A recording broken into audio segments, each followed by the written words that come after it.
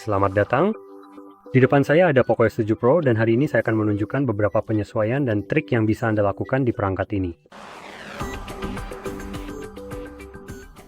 Jadi langsung saja mari kita buka pengaturan dan kita akan menuju ke opsi. Di mana ya? Kita akan mulai dari notifikasi dan status bar. Jadi di sini kita punya beberapa hal yang berbeda. Kita punya gaya notifikasi. Ini memungkinkan Anda untuk mengubah seperti apa tampilannya. Seperti ini. Kita punya dua opsi. Kita punya yang klasik dan tidak tahu apakah Anda bisa melihat perbedaannya dengan jelas.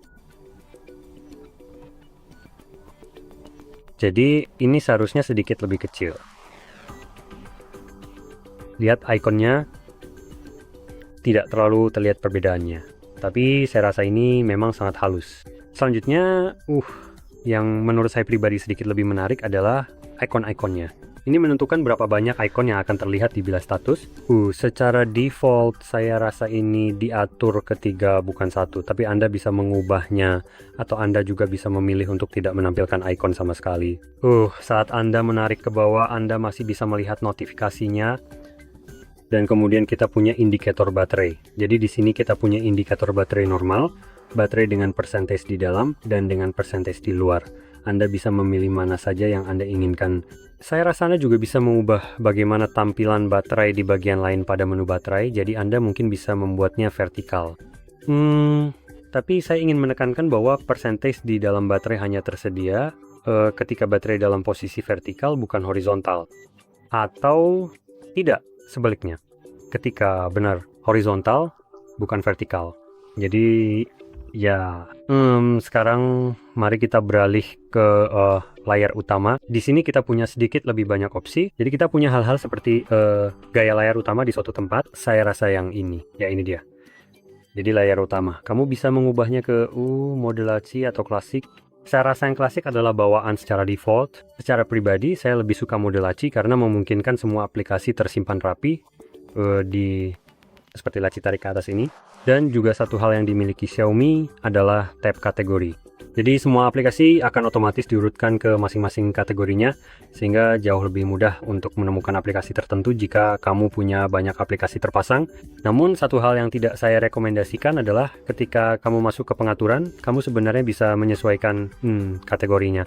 Dan di sini kita punya banyak kategori yang jelas sudah diaktifkan. Kamu bisa membuat kategori khusus dan kamu bisa memberi nama pada kategori-kategori ini. Jadi yang bisa kamu lakukan adalah cukup mempersingkat nama-namanya agar tidak seperti misalnya komunikasi, karena ini memakan ruang yang sangat banyak. Jika kamu lihat di sini, kata komunikasi sendiri memakan sekitar sepertiga dari ruang di sini. Jika misalnya kamu cukup mempersingkatnya menjadi seperti com, lalu end untuk entertainment, ini jelas akan memungkinkan lebih banyak kategori terlihat secara bersamaan, sehingga kamu bisa berpindah antar kategori dengan lebih mudah tanpa harus menggulir terlalu banyak.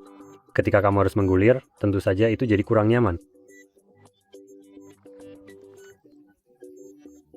Saya pribadi menggunakan Smart Launcher. Jadi jika saya tunjukkan, saya punya semua kategori di bagian bawah sebagai icon. Jadi itulah yang saya cari dari launcher bawaan. Jadi kamu bisa mencoba melakukan itu. Tapi seperti yang saya bilang, di sini tidak ada icon untukmu. Kamu hanya perlu mempersingkat nama untuk mendapatkan efek seperti ini. Tapi kategori adalah fitur yang sangat bagus yang bisa kamu manfaatkan di app tray. Sekarang mari kita kembali ke pengaturan. Jadi lihat apakah ada sesuatu yang menarik. Di sini juga ada navigasi sistem. Jadi kita punya navigasi, tombol, dan gestur. Saya akan beralih ke gestur karena itu yang lebih saya sukai. Dan di sini dalam beberapa kasus kita punya konfirmasi gestur. Oke, sekarang ini sebenarnya sesuatu yang baru pertama kali saya lihat. Dan ini cukup bagus untuk dimiliki karena saya ingin mematikan fitur itu di perangkat lain. Jadi yang dimaksud adalah ketika kamu misalnya sedang menonton film lalu menggeser ke atas, akan muncul pop-up seperti geser lagi untuk menutup atau semacamnya. Kamu bisa menonaktifkan ini dan langsung menutupnya pada geseran pertama. Sebenarnya ini adalah tambahan yang sangat bagus. Dan hal lain di sini adalah sembunyikan indikator layar penuh, yaitu bar di bagian bawah ini. Tidak ada fungsinya, jadi saya akan menghilangkannya supaya tampilannya lebih bersih. Dan itu saja yang kita punya di sini. Mari pindah ke bagian tampilan. tampilan dan kecerahan. Di sini ada mode gelap dan terang, kamu bisa beralih di antara keduanya. Ini di bawahnya ada opsi mode gelap, yang ini adalah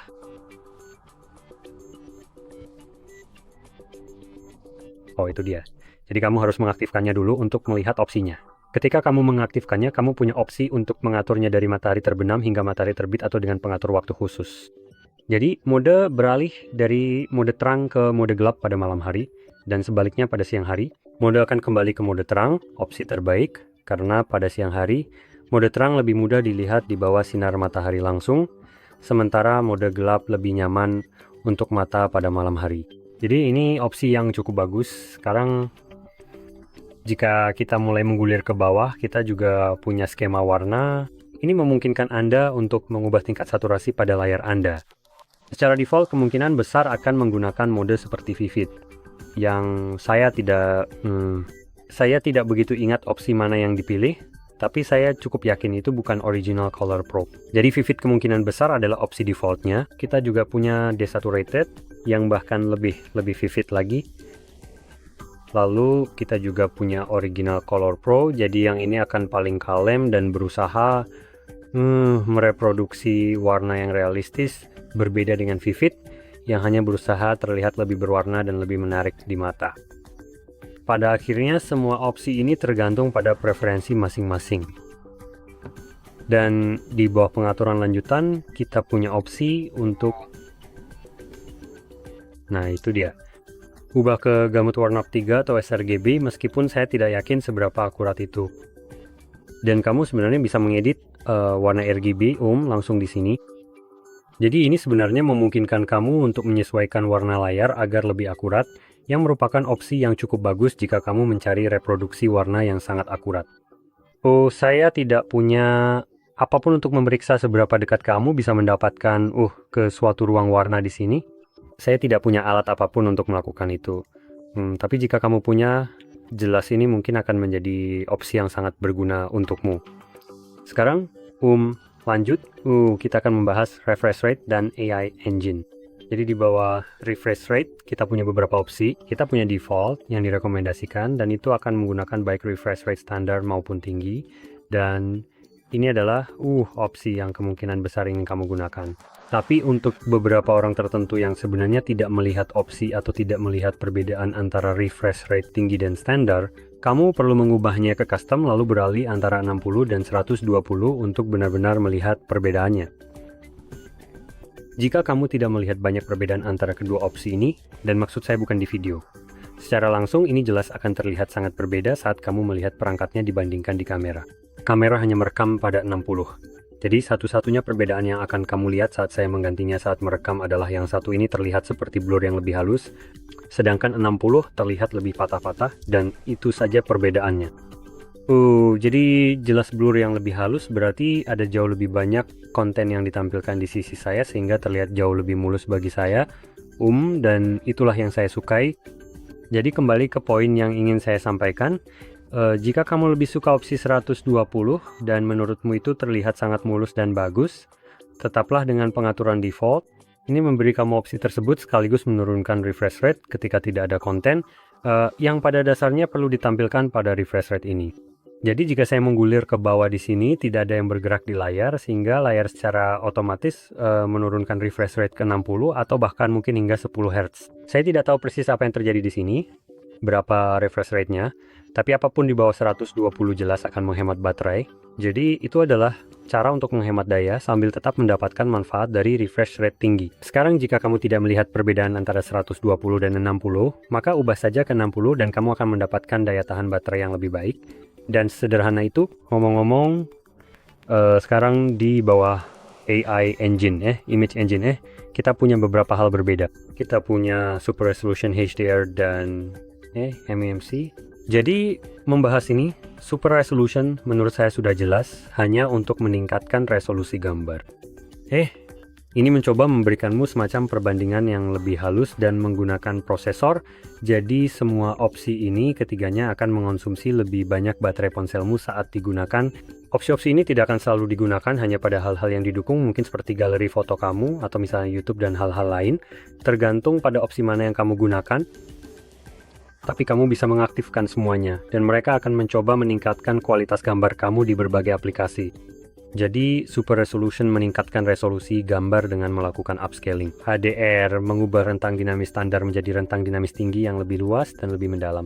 Ini palsu, jadi sistem mencoba untuk menafsirkan seperti apa seharusnya gambar ini jika menjadi sebuah gambar HDR yang sebenarnya.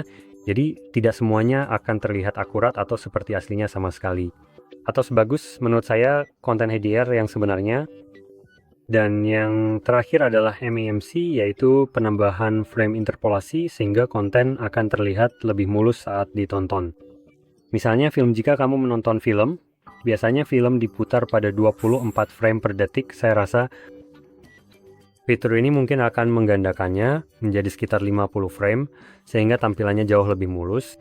Saya ingin menekankan hal itu dan memberikan informasi seperti ini kepada Anda. Jadi, pada konten seperti yang Anda lihat di sini, tampilannya akan sangat bagus. Namun, pada film terutama film fiksi, ilmi hasilnya tidak sebagus itu. Jenis film apapun, misalnya film Marvel sebagai contoh yang sangat populer, akan terlihat sangat buruk dan tidak enak dipandang dengan frame rate yang lebih tinggi karena semuanya mulai terlihat sangat palsu dan benar-benar tampak tidak nyata. Jadi mungkin ini bukan pilihan terbaik, dan untuk acara TV, tampilannya mulai seperti sinetron, sehingga mungkin juga bukan pilihan yang bagus. Namun, jika Anda sudah memiliki TV model baru di rumah, Anda mungkin sudah terbiasa dengan ini karena sebagian besar TV sudah memiliki opsi ini dan biasanya aktif secara default. Jadi jika Anda merasa konten Anda terlihat terputus-putus di sini, maka Anda dapat mengaktifkannya dan jelas ini akan melakukan hal yang sama seperti yang kemungkinan besar sudah dilakukan TV Anda. Oke, sekarang lanjut lagi. Kita punya animasi sidik jari. Mari kita lihat sebentar. Jadi buka kunci sidik jari. Menurutku aku belum punya sidik jari tambahan. Jadi aku akan melakukannya cepat karena menurutku di sini kita punya animasi sidik jari. Baiklah, mari kita cepat-cepat. Ayo. Itu dia. Jadi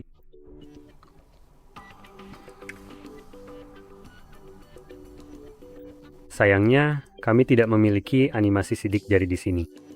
Kami punya jalan pintas karena suatu alasan. Saya benar-benar lupa tentang keberadaan ini. Itu pilihan yang bagus jika Anda ingin menempelkan jari Anda di layar dan sekadar menunjukkannya. Jadi saat Anda membuka kunci perangkat, Anda memegangnya dan Anda dapat melihatnya memberi Anda beberapa pilihan. Sekarang Anda bisa mengubah apa yang terlihat di sini, tapi saat ini kita punya pemindai kode QR dan pencarian. Jadi Anda bisa langsung menggeser ke sana dan melepaskannya dan itu akan otomatis membukanya. Ini adalah opsi yang cukup keren. Meskipun waktu yang dibutuhkan untuk misalnya menahan dan membuka kunci lalu menggeser itu tidak semulus yang saya harapkan. Akan sangat bagus jika ini bisa sedikit lebih cepat. Tapi tetap saja ini adalah opsi yang bisa Anda coba jika ingin memanfaatkannya. Sekarang tidak banyak lagi yang ingin saya tunjukkan di sini, jadi ya itu saja intinya. Jadi jika Anda merasa ini sangat membantu, jangan lupa untuk tekan like, subscribe, dan terima kasih sudah menonton.